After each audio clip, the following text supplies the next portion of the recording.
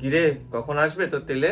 মা প্লিজ তুমি ওকে তেলে কেন বলো? বাবা, ড্রেনের পাশের পাইপে থাকে তার আবার নাম। হ্যাঁ, তুমি বাড়ির ওয়াশরুমের পাইপে থাকো বলে তুমি ক্লাসি, আর ওর পাইপটা ড্রেনের পাশে বলেও মাসি। দেখ মান্তু, তোর বাবা যদি বেঁচে থাকতো এই বিয়েতে কিন্তু কোনোদিন রাজি হতো না। বাস শুরু করলে। হতে পারে আমরা বাথরুমের পাইপে থাকি, কিন্তু ছোটবেলা থেকে তোকে কিচেনের পাইপে জল খাইয়ে বড় করেছি।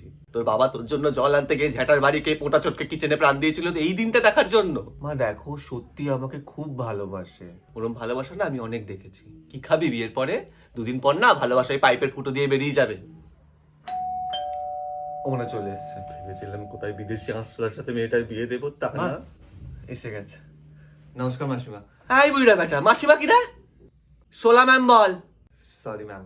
তা কামাও কিছু নাকি সারাদিন ওই ড্রেনের জলে নেশা করে পড়ে থাকো? আমি রোজ ইউনিভার্সিটিতে আমাদের অ্যানসেস্টার্সদের উপর রিসার্চ করছি ম্যাম, কি করে আমরা ডাইনোসরের আমল থেকে ঠিক আছে ঠিক আছে, ওই রিসার্চ পেপার খেয়ে তো আমার মেয়ের পেট ভরবে না। আমার মেয়ে কিন্তু কিচেনের পাইপের জল ছাড়া কিছু করতে পারে না আবার। আমি চেষ্টা করব, আমি পুরোপুরি চেষ্টা করব। তা তুমি আমার ঢপ টপ দিচ্ছ না তো? কই দেখি তোমার কলেজের আই কার্ড দেখি। এটা কি? আমার বাবা ম্যাম। এ দেখি।